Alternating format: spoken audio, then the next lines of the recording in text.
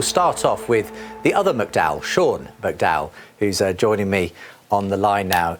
Sean, thank you for heroically trying to get your dad connected to that, because there's obviously a few technical gremlins going on with getting this one going. But I wanted to talk to you and Josh when he connects about the next 20 years, really, of ministry, because you and your dad, Josh, have, if you like, I see it as almost passing the baton on of apologetics.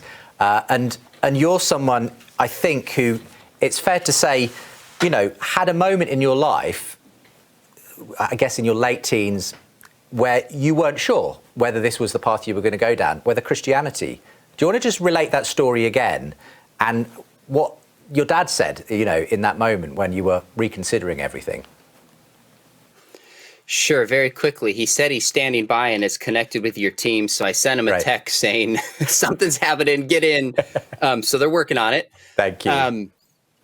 So thanks for asking that question, Justin. Obviously, I grew up in a home with a world famous Christian apologist. By the time I was born, he was already writing books, speaking on college campuses, and was pretty much internationally recognized. And Christianity makes sense to me.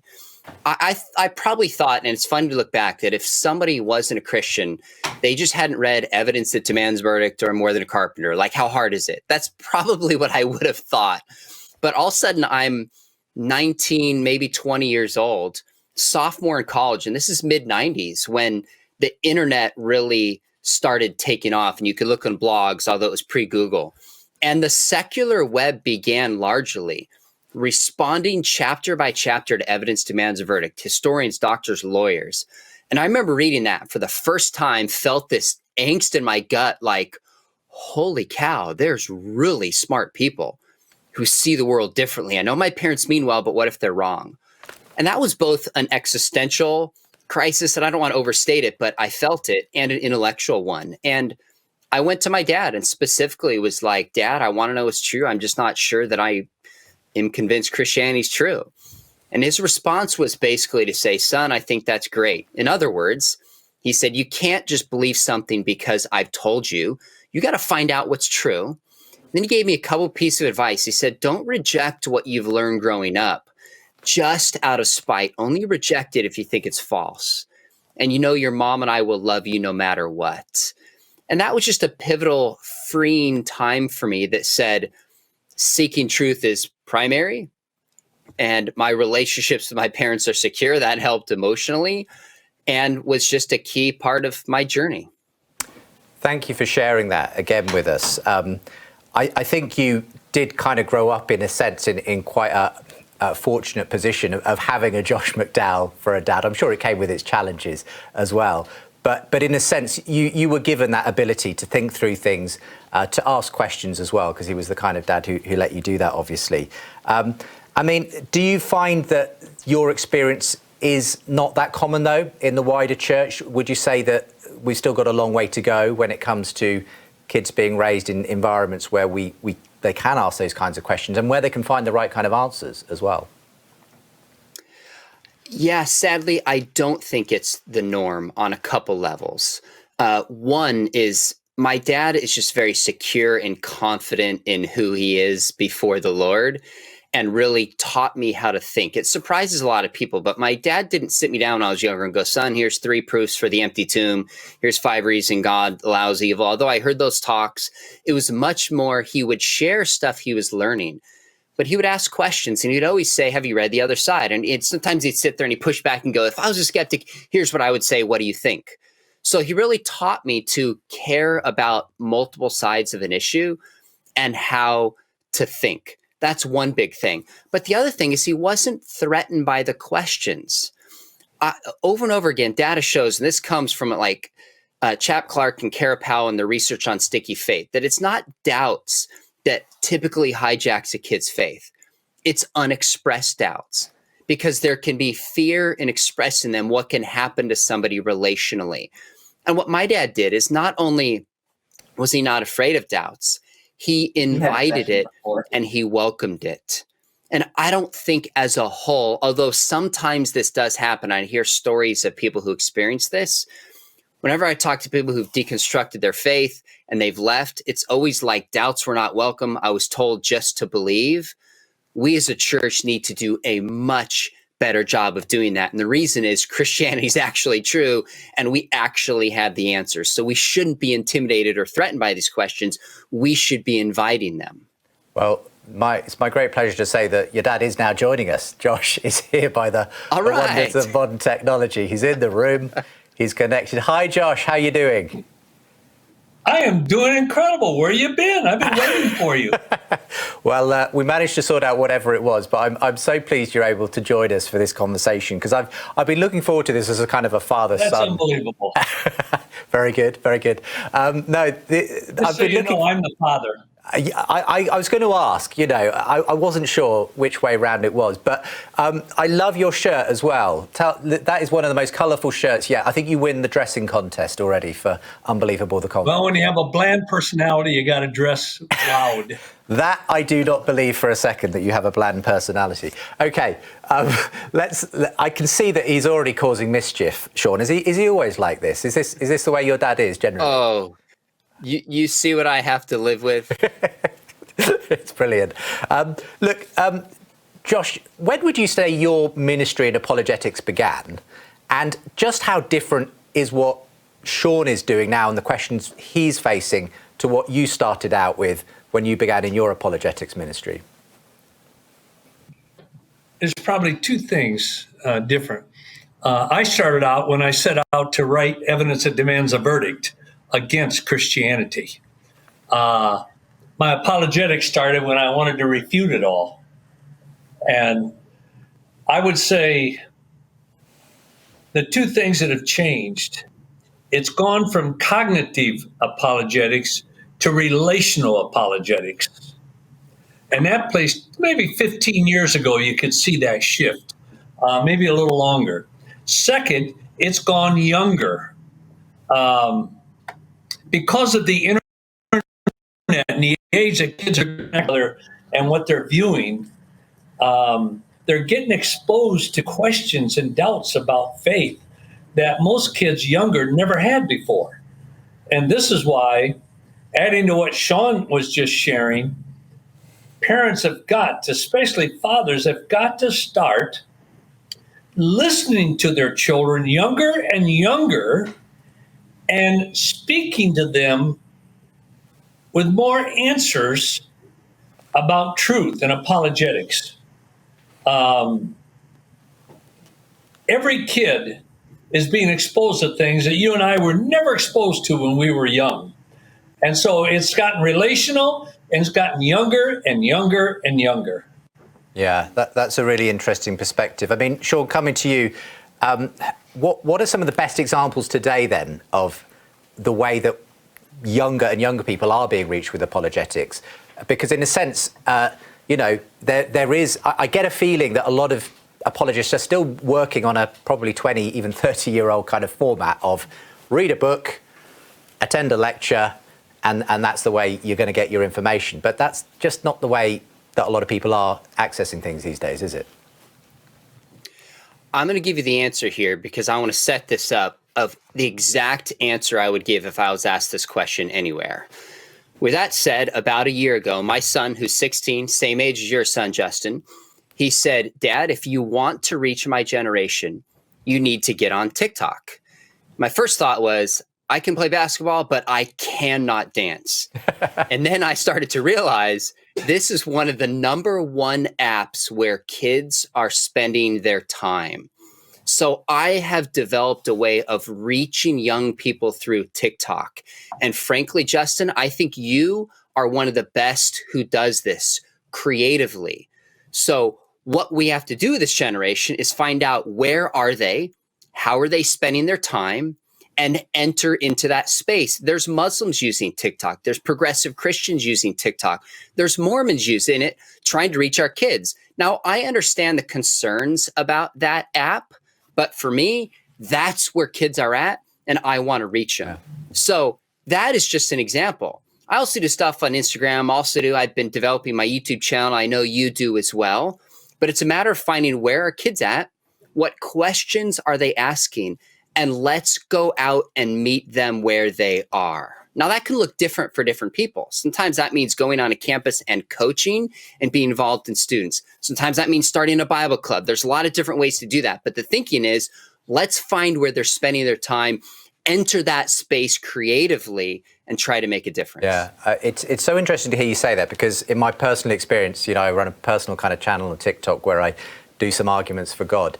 And I've seen the most fertile place for conversations being on TikTok. If you do it in some other places, you just get the kind of very typical hard-boiled, it's a load of rubbish sort of stuff. But there's just so many people who are in a place where actually they're really open to this stuff. And it's not, I'm not doing anything terribly clever. I'm just using some, analogies and examples to make a case for something. But it's extraordinary, the kind of feedback you get. Yes, Josh, go ahead.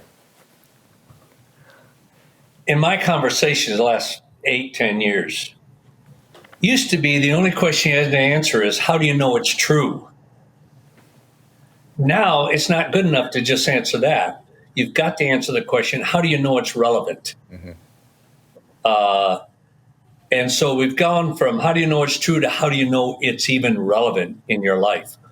And this is why I think for everyone, your most powerful apologetic presentation is your personal testimony of how Jesus Christ has changed your life.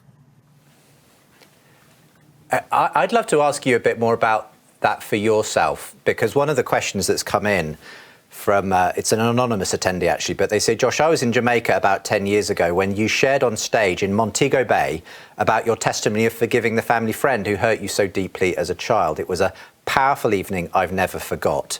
I also had a somewhat similar experience, not nearly as traumatic. But how has this testimony of forgiveness impacted your apologetics ministry and your heart for doubt and pain?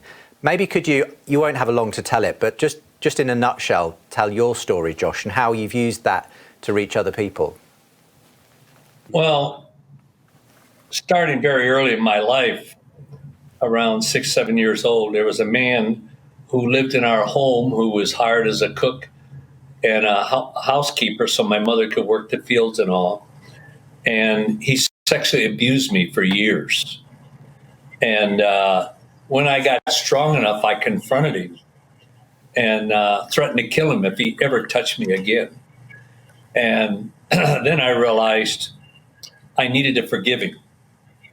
So I drove to Jacksonville, Michigan from Battle Creek and knocked on his door and said, Wayne, what you did to me was evil, very evil. But I've come to know Jesus Christ as my Savior and Lord. And I've come here to tell you, I forgive you. Because what I had learned, that Jesus had died as much for Wayne as he had for me. He wanted to forgive Wayne as much as he wanted to forgive me. I didn't like to hear that. I didn't want to hear that. But I knew it was true. And I knew that one way that God would cause Wayne to seek forgiveness was through me. So I went, as much as I didn't like to, and knocked on his door and told him I forgave him. And I never saw him again. I don't know what happened. But I'll tell you this, for any apologist,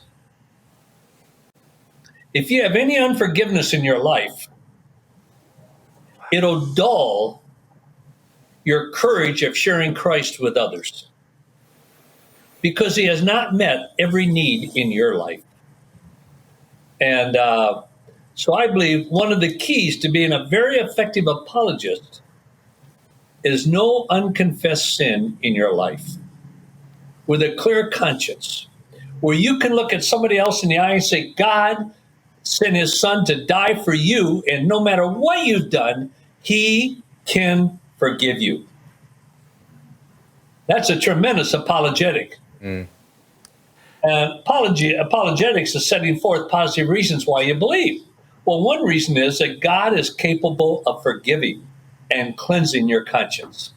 And I think it's an important thing to remember, I suppose, in all of this, Sean, is that our story is often the most powerful apologetic. It's wonderful to have good arguments, of course, and those are often the kinds of questions people are asking. But never forget the power of your own story. It often does more than we realise, doesn't it? You know what's funny about that question is growing up in Christian circles with a dad with such a dramatic story, I often felt like, gosh, God can't use me until I'm in prison and come out, I'm in a gang and come out, I'm in war. Like nobody told me that, but those are the stories we highlight. And then I go through this doubt period and come back, and all of a sudden people are like encouraged by this part of my story.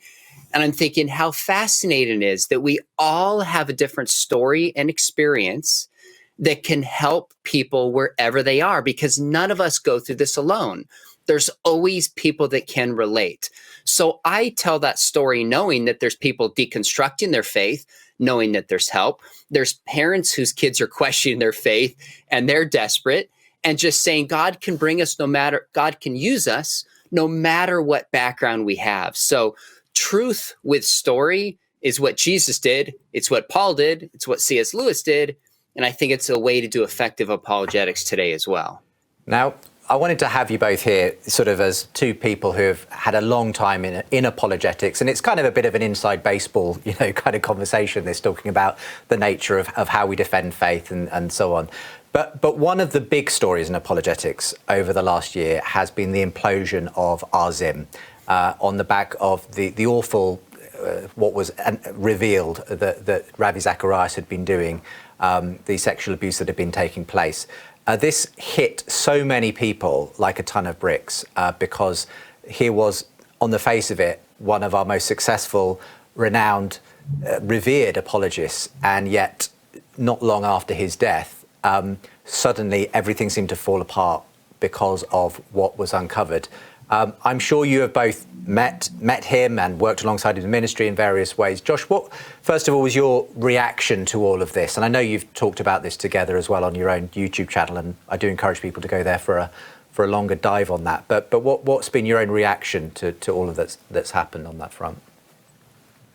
Well, it was several-fold. One, it really hurt. I've known Robbie for years.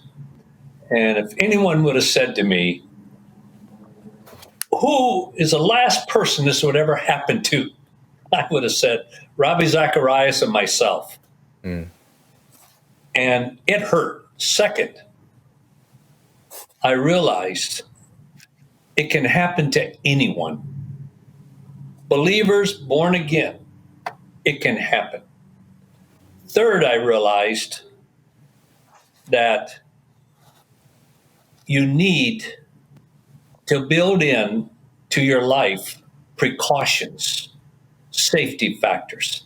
I have so many safety factors in my life when I'm home, when I travel, when I'm at airports, everything to keep from this happening in my life.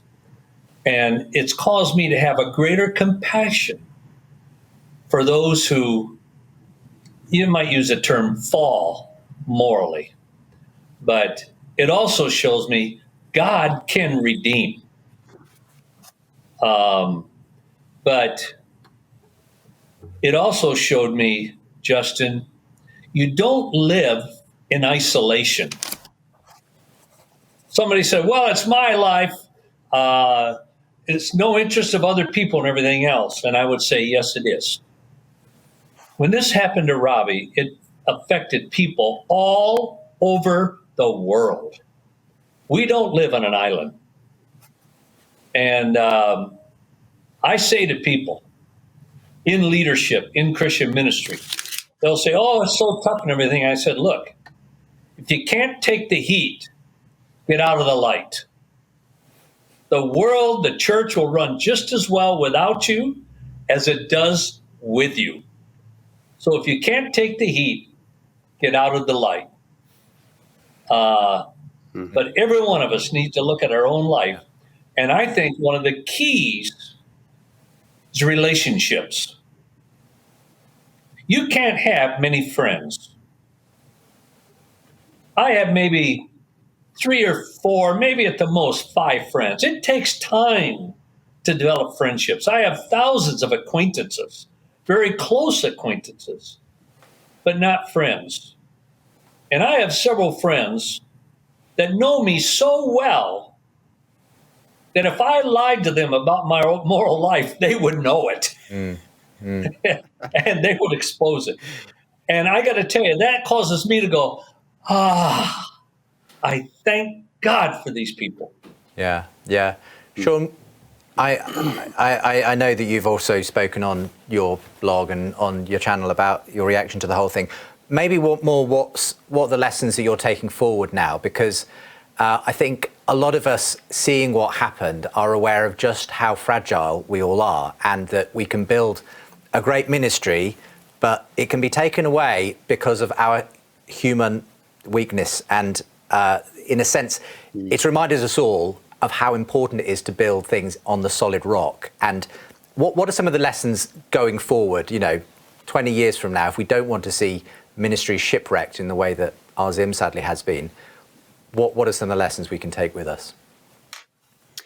If you go back about 3 years, Justin, pre-COVID and before certainly the big stories had broke about Ravi, if you ask most apologists or evangelists, which ministry do you wish you had? I think almost all of them would have said Ravi, or would have listed him in the top 3 or 5 or 10. And yet, what's amazing about this is he was meeting with heads of states. He was selling millions of copies of books. His YouTube channel was huge. His following on social media, massive, speaking on university campuses, and yet clearly lived a duplicitous life, caused unbelievable, incalculable damage, and must have been just torn inside to levels I can't even understand. One of the takeaways from this, I think, is especially for apologists and evangelists to say, what are we chasing after? What's the purpose of what we're doing? Because if it's for the kind of audience that Ravi had, for the sake of the audience, then we are chasing the wrong things. And it's not only going to end up with us being miserable, we're going to hurt a lot of people doing this. I had a chance to interview Os Guinness on our podcast, and I said, Os, what do you think your legacy will be? And I'll never forget what he said. He said, legacy is a secular idea. He said, all that matters is when I stand before the Lord, God says, well done, my good and faithful servant. That's all that matters. Now, some people might look at me and go, yeah, well, you're McDowell. You have more of a platform. That's easy for you to say. And I would say, yeah, okay, I understand that.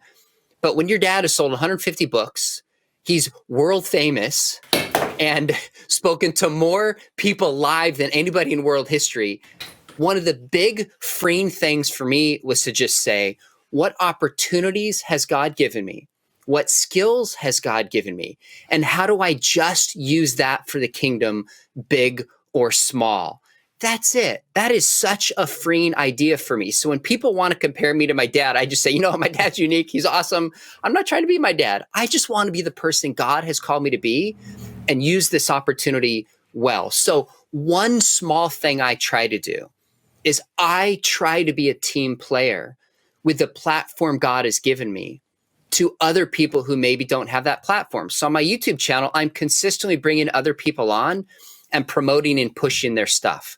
I started something on Instagram. I call it Game Changing Book of the Week, where I find someone else's book that really shifted my thinking and I highlight it. So I think we need to shift from primarily building our own platforms to saying, what platform has God given me? How do I advance the gospel? And if that's using your platform, that's not bad in itself, but not for the sake of having a platform, for the sake of the gospel.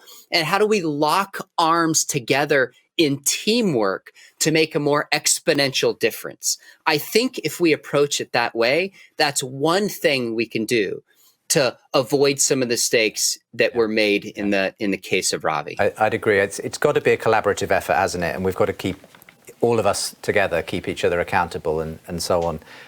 Look, we've got lots of questions coming in here on apologetics, and why don't we sort of try and take as many of these as we can, maybe just a minute or two each, when we get to each question, just to give us your thoughts, and we'll try and fire through as many as possible. First of all, Josh, someone's commented on your clothing and your attire and say, bit random, but may I ask whether Josh is a Marvel fan based on his Captain America shield necklace? Is that what you've got? Can you hold it up for the camera for me, Josh? Is that it is? It's Captain America shield, isn't it? Are you a fan of the Marvel series? No, I couldn't even tell you which is Marvel and which isn't. I'm just a fan. I'm just a fan of superheroes. There you go. I raised my kids with superheroes. They're raising my grandchildren with superheroes. I usually wear a lot of Batman because it reminds me there's a woman at home with a bat if I dare to stray. But I just like it's fun raising my kids with them. I mean, Sean, I know you're a big Marvel fan, right? You've even got the Spider-Man on right now, surely. I do. Spider-Man shirt on. I mean, on a serious level, what can we use those kinds of things for? Because some of these questions are about how we relate, not just through sort of the Bible, but through contemporary culture with some of our young people especially. How do you use Marvel, for instance, in doing that? So, first off, I love superheroes. I've always enjoyed superheroes. So wearing a Marvel shirt is kind of just me being me for a part of it. That's who I am. So part of reaching a generation is being true to who we are and not trying to be somebody else. Second, my son and my daughter have watched all the films. Talking about the movies is such an amazing way to talk about big worldview themes and ideas. So right now I'm at Talbot School of Theology full-time, but 3 mornings a week, I teach a Christian high school class with about 15 high school students. And we're watching movies and analyzing them from a worldview perspective. So I will take something in culture and I'll say, hey, what do we differ with? What worldview is being pushed? What do we have in common? What can we learn from this? So it's also just a way to connect with this generation. But you can see the Nikes over my shoulder. When I wear those speaking, I'm telling you, it just comes alive with students. So I love it, but it's also a hook for conversation and a hook for engaging where this generation is at. So I do blogs on it, I speak on it, and I address it because that gets a kid's attention and then helps them to realize, oh, wait a minute, the gospel actually applies to the life that they live outside of church. Brilliant. That's so helpful. Josh, I've got one for you here. How does a grandparent nurture faith in grandchildren?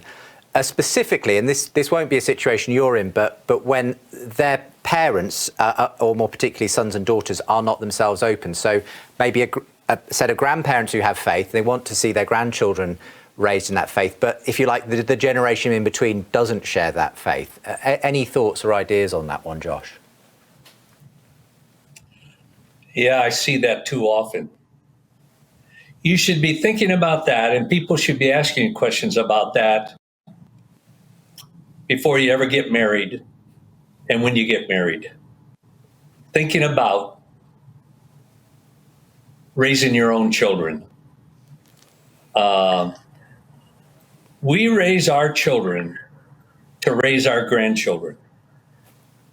And I'll never forget, I was at Sean's house. We were sitting on the couch. Sean was on a chair. Dottie was with me and was interacting with Sean, watching him relate to Shauna and Scotty at that time. And I turned to Dottie and I said, honey, I can't believe it. He's doing exactly saying the same things that I did with him. And all of a sudden it hit me. We need to think about these things before we have grandchildren and pouring our lives into our children to raise our grandchildren. Because for the most part, with your grandchildren, you keep your big fat mouth shut unless your children give you permission. And that can be hard for a grandparent. But I thank God that each one of my children has told me, Dad, help me to raise my kids, your grandkids. You have the freedom to talk to them, anything. And I got to tell you, as a grandparent, that's one of the most exciting things in the world. And so I'm saying to church, as pastors listening now, with young men in your church getting married, part of marriage counseling ought to be you're going to be raising your children to raise your grandchildren. It's a helpful thought. Obviously, for those who find themselves in that position where their children have not gone on in the faith, and therefore it's very hard for them to pass anything on to their grandchildren. I suppose ultimately we can continue to pray, and that is part of what it is for a grandparent of faith to pour into their child, is not just to be able to talk to their grandchildren, but to be able to pray for them as well. Can I add something to what Please, Sean shared? go ahead. In using the superheroes, I took my kids to most of the superhero movies, probably to all of them. And we'd often go out for hot chocolate or a hot dog or something else. And I would lead the discussion to, hey, what'd you think about the film? Did you like it? What did you learn from it? And I remember I couldn't recall all the details right now, but the last Superman movie was incredible. There were a lot of biblical principles in it. And I remember Sean and I had an incredible conversation at some steakhouse in, I don't know where it was, on the Superman movie. And I found you could use some of these things to teach your children spiritual principles. Plus, to have fun. There's nothing wrong with just having a lot of good, clean fun with your kids. Yeah. And I'll tell you this, you have a lot of good, clean fun and laugh with your kids, do things they like to do and all, they'll listen to you when you talk. Yeah, absolutely. It's about building a relationship first so often, isn't it? Out of which you can speak with your kids. Let's give you this one, Sean. It's from another Josh who says, could you talk about how to keep manipulative tactics out of both evangelism and apologetics? Now, I don't know which manipulative tactics Josh might have in mind here, but I suppose we all fall prey at some point or another to kind of spin things in certain ways, or to maybe even, in some evangelistic contexts, to kind of pull on people's emotional heartstrings in order to get our case across. Now, I suppose it's finding the line, isn't it? What would you say to this question, though, about keeping these manipulative tactics out of apologetics and evangelism? There's probably a lot of different ways we can manipulate. One would be with the emotions. One could be with like passive aggressive questions. So just one example that I think of is when I'm having spiritual conversations with people, I try to not just ask questions that just trap somebody. What's the point of doing that? Now, there are some times where I'm having a debate with somebody, a friend or somebody I meet, and we know that it's like we're debating something. That's okay. When I'm having genuine spiritual conversations, I try not to ask questions as if it's like, oh, I'm interested, but I'm really leading you down to like prove you wrong. And because my mindset, at least I pray that God gives me this mindset, is help me understand. How do you think about this? And then asking questions with that mindset. If somebody feels manipulated, it's not because I'm trying to. So I think a lot of it is just a heart check. What's my goal here? Is my goal to love this person? Is my goal to present truth? And I think if we approach it with that right mindset, then we can weed out a lot of the manipulative apologetics and evangelism that sometimes takes place. Thank you very much. A question maybe for both of you. Justin, can I answer Yeah, of that course, too? Josh. Yeah, go ahead. I live much of my life by principles. And one principle is that in witnessing, I am not responsible to lead someone to Christ. That's the work of the Holy Spirit. My responsibility is to be myself, love the person, tell the truth, and call for a decision. Whether they respond positive or negative is not my responsibility. My responsibility is to be myself, because it's truth through personality. Be yourself, love your audience, tell the truth, and call for a decision, and leave the results to God. That's so helpful. Thank you. Again, we might start with you with this one, Josh. but Charlie gets in touch to say, you've been talking a lot about reaching young people in this session and the previous one, but any chance of considering the other end of the spectrum briefly? How to reach my own generation, 60 to 70 years old. I'm in the UK, but these are comfortable, retired, good people who have apparently sorted all their questions out. They support charities, they live fulfilled lives. I'd love to listen, but I find my mates don't have or avoid any deep questions. So any thoughts, please, on how Charlie can help speak to his, friends who are at the older age of the spectrum and kind of very happy with their lives and don't feel any great existential need to reconsider their whether they need faith or God?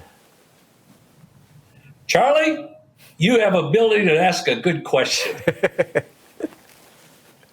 I haven't met a person like that. I haven't met a person that has all the answers, especially about eternity. Even in no matter what age, what generation, I almost always share my testimony. Second, a key question I found with older people who are very well content in life, they've made money, they're comfortable, they're having fun, they're enjoying themselves. I find this question changes the atmosphere and changes the context. I'll say, well, let me ask you this question. When you die and you appear before God, and I say, you're going to, how would you answer the question if God asked you, what right do you have to come into my heaven? Oh my gosh. That opens up conversations. No matter, I say, well, I've lived a good life.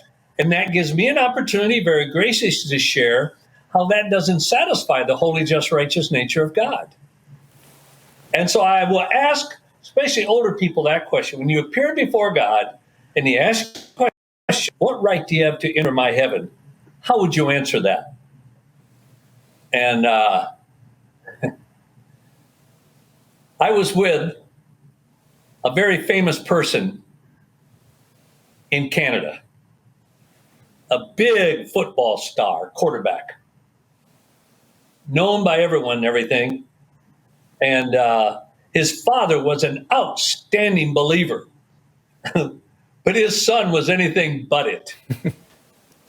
And so one time his son came home and visited and said, Dad, I was listening to this guy on radio the other day, and if there's one person I ever met with to talk spiritual things, it'd be this man. I said, who was it? He said, a guy by the name of Josh McDowell.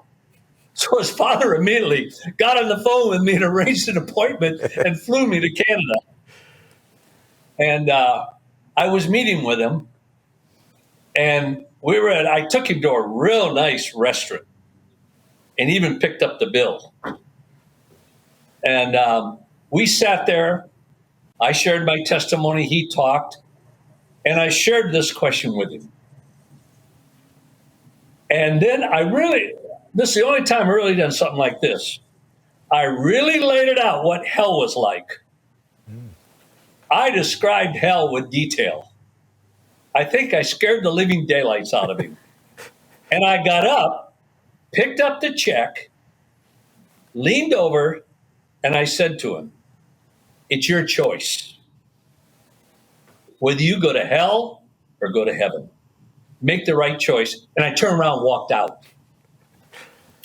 He went home, and later his father was with him and his wife, and he said, well, what did McDowell say to you? He told me I was going to hell. Oh, his dad got upset. Oh, he called me and said, you were so insensitive to my son, everything. I'll never support your ministry again, everything, and hung up on me. 3 months later, he came to Christ. His father said to him, what happened? He said, McDowell scared the hell out of me. But his father never called me and apologized and never once supported the ministry again. I led his son to Christ, and he chastised me for it. Well, there you go. I guess there's lots of routes to get there, isn't there? That's one of the more interesting ones I've heard. Look, time's just starting to run short, so we're going to have to start to draw things to a close. There is just one more question that we could just very briefly tackle, maybe Sean, and it relates actually to Josh's earlier story. Selena asks, is it possible to forgive someone who hasn't asked for forgiveness? How do you deal with the feeling that you want to see some kind of justice in the world as well? Sean, any thoughts on that one for people who are in that kind of position? Well, I would say two things. And first off, if you're in that position, I hurt for you because I don't know what injustice you've experienced. And I'm guessing it's something very personal and painful to even have to ask this question. So we are not responsible if people accept our forgiveness. We cannot control that.